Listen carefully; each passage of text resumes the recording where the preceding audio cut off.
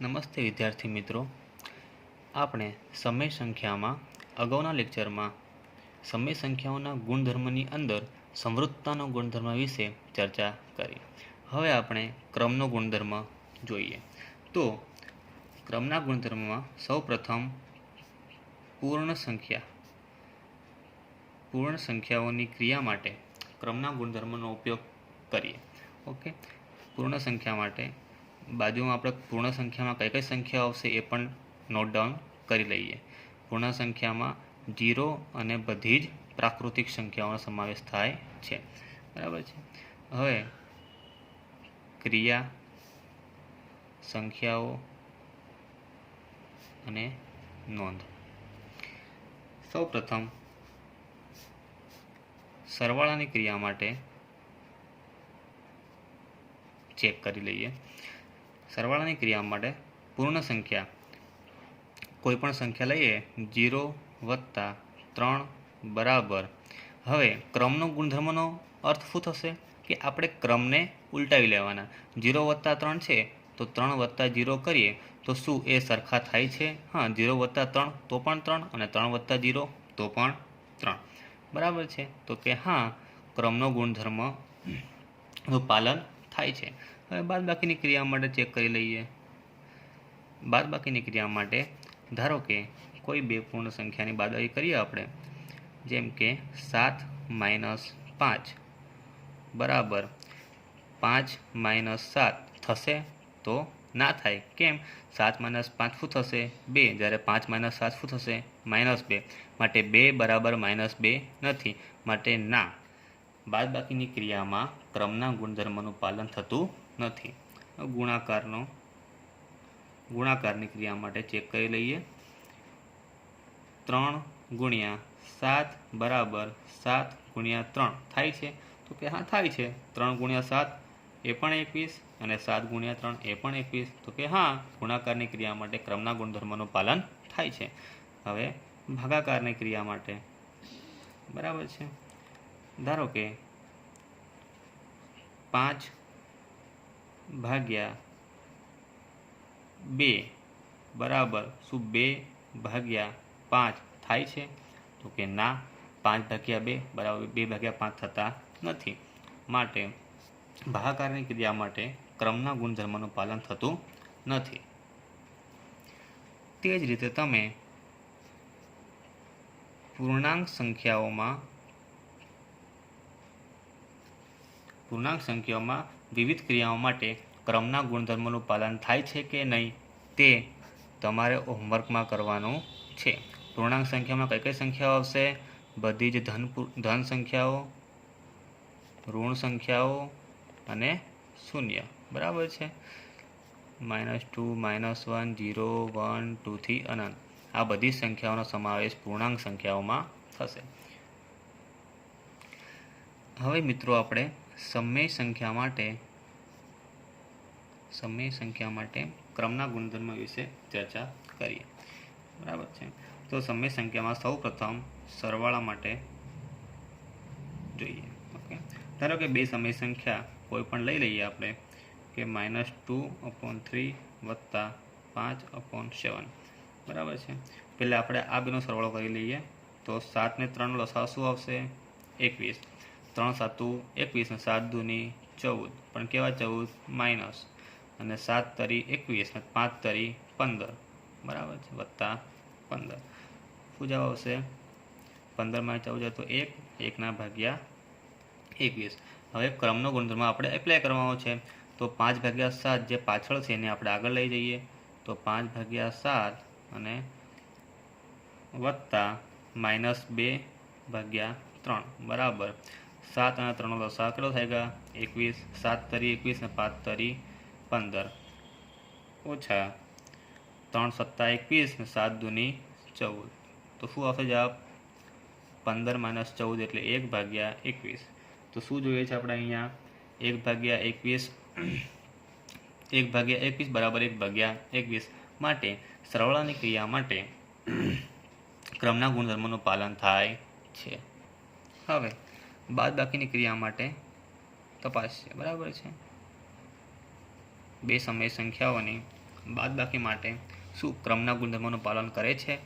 તો બે સમય સંખ્યા આપણે લઈ લઈએ. ધારો કે 3/2 માઇનસ 1/3 બરાબર છે. આની બાદબાકી કરીએ તો 3 દૂની 6 લસાઅ, 2 તરી 6 અને 3 તરી 9 છેદમાં 3 દૂની 6 અને 2 એકા 2. શું જવાબ આવ્યો? 9 માંથી 2 જાય તો 7/6. હવે આપણે ક્રમના ગુણધર્મ પ્રમાણે આ સંખ્યાને ઉલટાવી દઈએ તો 1/3 પહેલાં લઈ લઈએ, -3/2 લઈ લઈએ. બરાબર છે. તો શું જવાબ આવશે? 3 અને 2 લસાઅ 6, 3 દૂની 6 એટલે 2 અને 2 તરી 6, 3 તરી 9. તો 9 માંથી 2 જાય તો 7, પણ મોટાની નિશાન એટલે -7/6. શું 3/2 -1/3 બરાબર 1/3 -3/2 થાય છે? તો કે નહીં થતું. કેમ કે આનો જવાબ આવે છે 7/6 અને આનો જવાબ આવે છે -7/6. માટે બાદબાકીની ક્રિયા માટે ક્રમના ગુણધર્મનું પાલન થતું નથી. તે જ રીતે ગુણાકાર અને ભાગાકાર માટે શું ક્રમના ગુણધર્મનું પાલન થાય છે? એ સમય સંખ્યામાં એ તમારે હોમવર્કમાં કરીને લાવવાનું છે. ઓકે મિત્રો. ત્યારબાદ સૌપ્રથમ સમૃદ્ધતાનો ગુણધર્મ, ત્યારબાદ ક્રમનો ગુણધર્મ. હવે આપણે ત્રીજા નંબરનો ગુણધર્મ જૂથના ગુણધર્મ વિશે અભ્યાસ કરીએ. જૂથના ગુણધર્મ. હવે જૂથનો ગુણધર્મ એમાં સૌપ્રથમ પૂર્ણ સંખ્યાઓ માટે ચકાસીએ. બરાબર છે. તો સૌપ્રથમ સરવાળો માટે તપાસીએ. ધારો કે જૂથના ગુણધર્મમાં 3 સંખ્યા લઈએ આપણે કે 5 + 3 + 2. જૂથનો ગુણધર્મ એટલે ધારો કે આ 3 + 2 કૌંસ છોડી દઈએ આપણે અને 3ને 5 સાથે લઈ લઈએ. 5 + 3 અને +2 આ પ્રમાણેની ક્રિયા કરવામાં આવે અને જો આ સંખ્યા બરાબર આ સંખ્યા થાય તો પૂર્ણ સંખ્યા માટે જૂથના ગુણધર્મનું પાલન થાય છે. તો ચેક કરી લઈએ આપણે. 5 + 3 ને 2 કેટલા થઈ ગયા? 5. અને અહીં 5 ને 3 8 + 2 તો 5 ને 5 10 = 10. તો કે હા, અહીં પૂર્ણ સંખ્યાઓ માટે જૂથના ગુણધર્મનું પાલન થાય છે. એ જ રીતે આપણે બાદબાકીની ક્રિયા માટે ચેક કરીએ. આ જ ઉદાહરણ લઈએ આપણે તો 5 - 3 - 2 બરાબર 5 - 3 અને -2. શું થાય છે? તો ચેક કરી લઈએ. અહીં 5 - 3 માંથી 2 જાય તો સૌપ્રથમ કૌંસ માટેની ગણતરી કરવાની. બરાબર. અહીં 5 - 3 એટલે 2 - 2. અહીં 5 - 1 એટલે 4 બરાબર 2 - 2 0. શું થાય છે? તો કે ના. માટે અહીં બાદબાકીની ક્રિયા માટે જૂથના ગુણધર્મનું પાલન થતું નથી. એ જ પ્રમાણે તમારે ગુણાકાર અને ભાગાકારની ક્રિયા માટે પૂર્ણ સંખ્યા માટે જૂથના ગુણધર્મનું પાલન થાય છે કે નહીં તે તપાસો. હવે પૂર્ણાંક સંખ્યાઓ માટે તમારે જાતે જ પ્રયત્ન કરવાનો છે મિત્રો. ઓકે. આપણે સમય સંખ્યાઓ માટે જૂથના ગુણધર્મની ચર્ચા કરીએ. તો સમય સંખ્યામાં સૌપ્રથમ સરવાળા માટે તપાસીએ. બરાબર છે. ધારો કે આપણે એક સંખ્યા -2/3 + 3/5 વત્તા -5/6. ઓકે. તો સૌપ્રથમ આપણે આને સોલ્વ કરીએ તો -2/3 વત્તા આ કૌંસને સોલ્વ કરીએ તો 6 અને 5નો લસાઅ શું થશે? 30. તો 5 × 6 = 30 અને 6 તરી 18. અહીં 6 × 5 = 30 ને પાછું 25. બરાબર છે. તો શું આવશે જવાબ?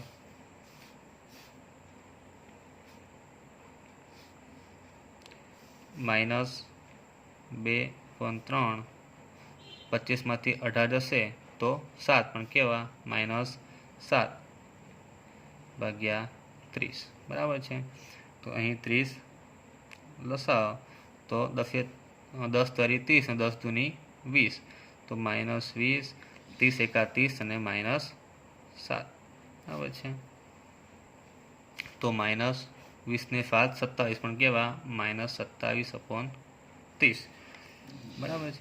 હવે જૂથના ગુણધર્મ પ્રમાણે જૂથના ગુણધર્મમાં શું હશે કે અહીં જૂથ છેલ્લા બે સંખ્યાઓ છે, તો હવે પછી આપણે જૂથ પહેલી બે સંખ્યાઓ લઈએ બરાબર છે।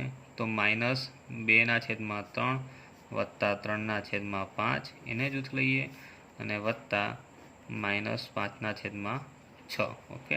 તો આને સોલ્વ કરીએ આપણે તો સૌ પ્રથમ 5 અને 3 લસાઅ हो जाएगा 15 3 पंचा 15 ने 5 दूनी 10 અહીં 5 તરી 15 અને 3 તરી 9 તો શું જવાબ હશે અને આ -5/6 તો 10માંથી 9 જાય તો -1 15 -5/6 બરાબર છે।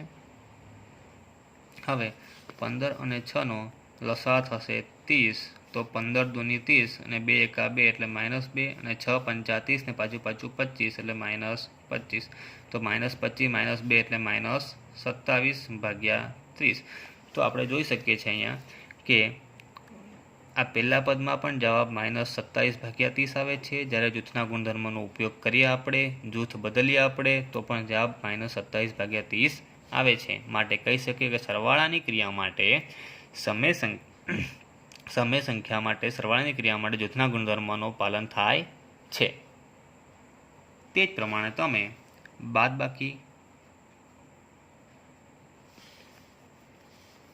ગુણાકાર અને ભાગાકારની ક્રિયા માટે પ્રયત્ન જાતે જ કરો ઓકે। આ જ પ્રમાણે કરવાનું છે અને બતાવો કે શું આ ત્રણેય ક્રિયા માટે જૂથના ગુણધર્મનું પાલન થાય છે કે નહીં થતું ઓકે। હવે આપણે પાઠ્યપુસ્તકનું ઉદાહરણ 1 વિશે ચર્ચા કરી તો ઉદાહરણ 1ની સંખ્યા લખી દઉં છું 3/7 વત્તા -6/11 વત્તા -8/21 વત્તા 5/22 હવે આની કિંમત શોધવાની આપણે છે ઓકે।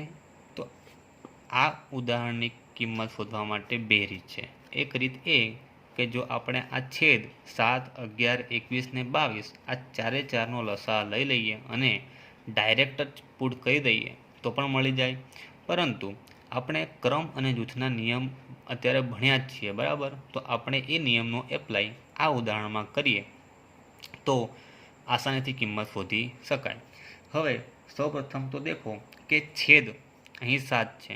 હવે 7ના ગુણાંકમાં હોય શું એવી કોઈ છેદ છે આગળ? તો હા છે, આ 21 એ 7ના ગુણાંકમાં છે। તો આપણે ક્રમના નિયમ પ્રમાણે આ પદને આપણે આગળ લઈ આવીએ અને જૂથના નિયમ પ્રમાણે બંનેનું જૂથ બનાવી દઈએ।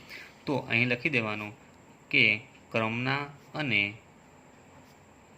જૂથના નિયમ પ્રમાણે શું થશે 3/7 અને વત્તા -8/21 આનું એક જૂથ બનાવી દઈએ અને વત્તા અહીં 11 છે। હવે 11નો જ ગુણાંક 22 છે, 11 દૂની 22 બરાબર છે। તો આ બંનેનું એક જૂથ બની જશે -6/11 અને વત્તા 5/22 ઓકે। હવે આપણે બંને જૂથને સોલ્વ કરીએ।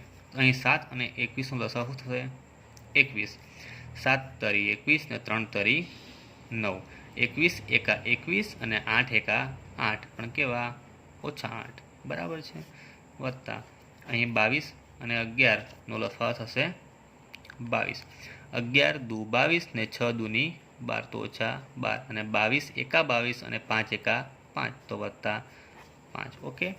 હવે અહીં 9 - 8 એટલે 1/21 વત્તા -12 + 5 એટલે 12 માંથી 5 જાય તો 7, પણ મોટાની નિશાની એટલે -7, તો -7/22. હવે આપણે 21 અને 22નો લસા લેવાનો છે. તો સાદી ભાષામાં લસા એટલે 21 અને 22નો લસા લેવો છે આપણે, તો બંનેનો ગુણાકાર કરી લઈએ તો એ લસા જ થયું. તો 22 × 21 કરીશું તો 21 દૂની 2202 વધી 2, 21 દૂની 4202 વધી 4, અને 21 દૂની 42 ને 4 46. તો 21 અને 22નો લસા 462 આવ્યો. તો 462ને મૂકશું છેદમાં. તો 21 × 22 કરશું તો 462 આવશે. તો 21 × 22 462, ને 22 × 1 એટલે અહીંયા આવશે 22, વત્તા અહીંયા 22 × 21 કરશું તો 462 આવશે. તો 21ને 7 વડે ગુણશું, 21 × 7 કરીશું તો 7 × 1 = 7, ને 7 દૂની 14, 147 આવશે. પણ કેવા? -147. તો બરાબર 147માંથી 22 તમે માઇનસ કરીશો તો જવાબ આવશે 125, પણ કેવા? મોટાની નિશાની એટલે -125/462. તો આપણને કિંમત કેટલી મળી? -125/462. ઓકે વિદ્યાર્થી મિત્રો, એકદમ સરળ ક્વેશ્ચન છે. તમારે આસાનીથી જવાબ ક્રમના અને જૂથના નિયમ પ્રમાણે મળી જાય છે. હવે એ જ પ્રમાણે તમારે આ ઉદાહરણ 2ને હોમવર્કમાં કરવાનો રહેશે. ઓકે, તો વિદ્યાર્થી મિત્રો, આપણે શેની ચર્ચા કરી? સમય સંખ્યાઓના ગુણધર્મોની અંદર સમૃદ્ધતાનો ગુણધર્મ, ક્રમનો ગુણધર્મ અને જૂથના ગુણધર્મ વિશે સમજ્યા. હવે આપણે શૂન્યની ભૂમિકા શું છે અને એકની ભૂમિકા શું છે એના વિશે ચર્ચા કરીએ. તો હવે શૂન્ય માટે કોઈ પણ સંખ્યા લઈએ આપણે, ધારો કે 4. 4માં શૂન્ય ઉમેરીએ તો જવાબ શું આવશે? 4. તમે શૂન્યમાં 4 ઉમેરો કે 4માં શૂન્ય ઉમેરો, જવાબ તો 4 જ રહેશે. તો આપણે એ વસ્તુ કહી શકીએ કે શૂન્યને સરવાળા માટેનો તટસ્થ ઘટક કહે છે. શું કહી શકીએ? કે શૂન્યને સરવાળા માટેનો